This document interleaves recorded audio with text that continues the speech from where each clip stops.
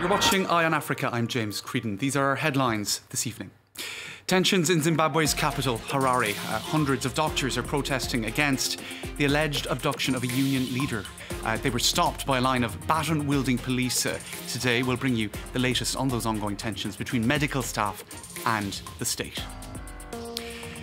A deadly fire in a school near Liberia's capital city, Freetown, has left dozens dead. The cause of the fire is as yet unknown. And DR Congo's army said on Wednesday it had killed Sylvestre Mudakumura, the commander of a Rwandan Hutu militia. He had been wanted by the International Criminal Court. Thanks for watching France 24. Now we start in Zimbabwe, where riot police blocked a march by around 200 doctors in the capital, Harare, on Wednesday. The doctors were calling for the safe return of union leader Dr. Peter Magombeyi, who is alleged to have been abducted by state security agents over the weekend. The government denies responsibility. It says it is treating Magombeyi's case as that of a missing person rather than as a victim of abduction. But the doctors said in a petition today that they and nurses have regularly received death threats for refusing government pay offers. Now, let's cross over to our correspondent on the ground, Ryan Truscott. Ryan, are the authorities any closer to finding the missing doctor? No, it's now been 4 days since Peter Magombeyi disappeared. He sent out an alert on Saturday night to colleagues telling them that he was being abducted by 3 men. Previously, when activists have been abducted, they usually reappear within 12 hours or so, albeit badly beaten. So the fact that he's been missing for so long is obviously deeply worrying. The state, however, is denying any responsibility for his disappearance. It came just before the start of a 10-day mission to Zimbabwe by Clement Vule. He's here at the moment as the UN Special Rapporteur on Freedom of Association.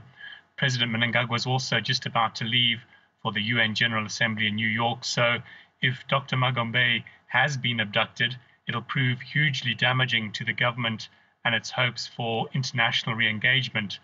The government itself is blaming what it calls a third force for this disappearance of the doctor. But doctors and many government critics aren't buying that. They allege that they and their colleagues in the nursing sector have regularly been threatened with death by state security agents if they don't agree to pay offers made by the government. Now, all of this kicked off because of such huge problems, structural problems in the health system. And we can imagine that with hundreds of doctors participating in strikes, that a standoff like this is going to have an even greater impact on the public health system. Where do things stand now in that regard? Well, absolutely, yes. I mean, public hospitals, at least in Harare, have been paralyzed by this action. The doctors say that they won't go back until Dr. Magombeyi is safely returned. The government has had to respond by deploying doctors from the army to try to keep the hospitals running. The problem is that other health professionals, including nurses, have joined in the strike. Magombeyi is the leader of a doctors' union, and he had been pushing for higher wages for doctors. The doctors here have been severely affected by the economic crisis. The buying power of their wages has been severely eroded in recent months, and that's the reason that they have been on strike at least 3 times this year. They've been wanting their wages linked to the US dollar to protect them against rising prices. But as one doctor told me, calling in the army won't really help. This doctor told me that there aren't enough army doctors to run the hospitals normally, and it's feared that this strike may well lead to an increase in patient deaths. OK, Ryan Truscott talking to us there from Harare. Thank you so much for that update. Now, a fire at a Quranic school just outside the capital of Liberia has left at least 27 people dead. Many of the victims were asleep when the fire broke out. President George Weah visited the site and offered his condolences to the victims' families. Yuka Roye has more.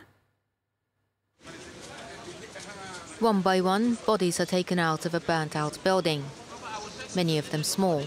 Most of the victims were young pupils of this Quranic school on the outskirts of Liberia's capital. We were lying there sleeping. we heard a noise outside. So I was thinking about armed robbery. That's the time that my wife opened the back door. We saw a lot of smoke coming out. When we rushed to the back door to help, we heard children crying. They were hanging onto window bars saying, "Help! We are dying here. Please rescue us." Police say that the blaze started late at night and gutted a building which housed the dormitory where students slept. Only the imam, their teacher, and 2 pupils managed to escape. Liberia's President George Weah visited the scene ahead of the victim's funeral at a mosque in Monrovia. To die in a fire is not an easy thing. It's very difficult. I don't even know what to say about that. We want to just let the family know that we are with them, our government, sympathize with them. Encouraging bereaved families to have strength, the president said it was a tough time for all of Liberia. The cause of the blaze is under investigation. DR Congo's army has killed the commander of a Rwandan Hutu militia group FDLR. General Sylvestre Mudakumura had been wanted by the International Criminal Court for alleged war crimes. He was gunned down overnight in Rutshuru territory in North Kivu province. This according to a statement by the Congolese army. Now, dozens of rebel groups are active across DR Congo. Mudakumura was amongst the most wanted men in the country. Sylvestre Mudakumura was neutralized by the armed forces of Congo. This is what the Congolese army spokesman told the press. Mudakumura's death is the latest blow to the FDLR, which has been weakened in recent years by arrests of several of its leaders.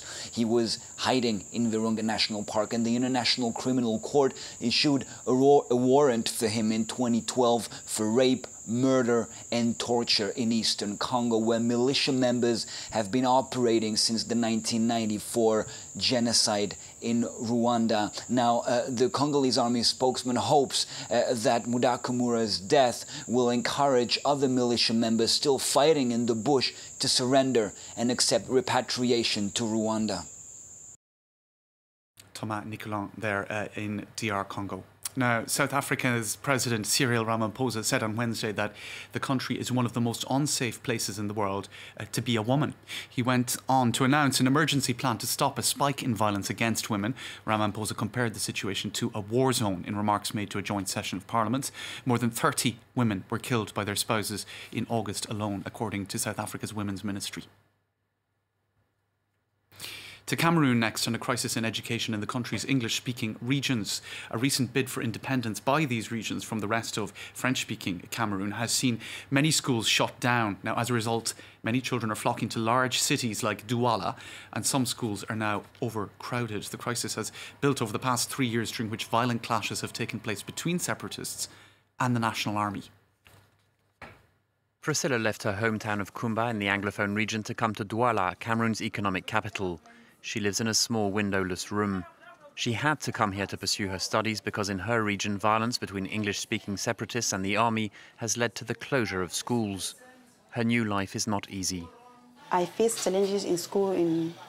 I don't have friends. I'm just there, bored, alone. I don't have anyone to talk to. Yeah, so I'm very, very lonely in school. Many children from English-speaking regions have flocked to Douala, and schools are overcrowded. They come, they don't have documents to prove that they were in school. They come, they don't have their birth certificate, they don't have their report cards. So it is really heavy on us. We are forced to take them in class without uniforms, without any information like that, just to make sure we educate Cameroonians. Analysts worry about all the young people who have stayed in the Anglophone regions where the armed separatists are. Come not to look at the effect. It's going to create an increase in hate crime. Because we have kids who have not been able to go to school for about 3 years, going to 4 years now. All of them are in the bushes. Now their mentality now is different. They now see things differently. Last week, President Paul Biya, who's been in power for 37 years, announced a major national dialogue to solve the crisis. But the separatists remain sceptical. More than 2,000 people have died in the conflict, according to the International Crisis Group think tank. Now, in Burkina Faso, one company is letting loose thousands of genetically sterilised mosquitoes. The aim is to get rid of the species that transmits malaria. Now, every year the disease kills 400,000 people in Africa, but this new method has sparked a controversy in the West African nation, as Nicolas Germain explains. It's in this laboratory in Burkina Faso that the genetically modified mosquitoes are prepared. The males are sterilised and then let loose in the wild. They mate with the female mosquitoes, who are the ones that transmit malaria, but then there will be no offspring. Later, during the second phase of the experiment, the male ones will be fertile but modified so that the offspring will all be male. This private firm explained why it launched the project. The conventional tools we use today have reached their limit. They cannot be more efficient than they are now. So we have to look at new methods, and that is why we are using genetically modified mosquitoes. 5,000 genetically modified mosquitoes have already been let loose in this village, and some farmers are backing the experience. Some people say there is a risk, but we don't think so, because this company assured us that the mosquitoes will not cause new diseases. But this method has sparked controversy in Burkina Faso. There have been street protests, and this environmentalist is very concerned. Imagine if these modified mosquitoes spread viruses, which under normal circumstances they would not be able to harbour.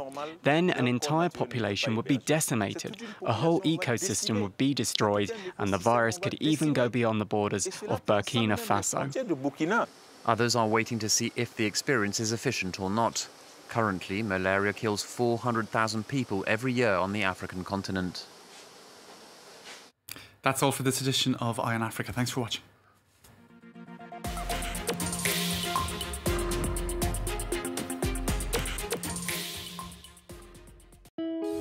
En France 24 nos esforzamos por brindar la mejor información hecha por periodistas de Latinoamérica y del resto del mundo. We look at how technology is shaping the future, and we show you the latest gadgets you can soon get your hands on. نقدم لكم الاقتصاد بطريقة مختلفة، نبسط المفاهيم والمصطلحات كي تكتمل الصورة لديكم. Aquí puedo hablar de medio ambiente, no solo de los problemas que afectan a nuestro planeta, sino también de iniciativas y soluciones que a veces no tienen espacio en televisión. La différence sur France 24, c'est l'idée du reportage. Nos grands reportages, vous ne les verrez nulle part ailleurs.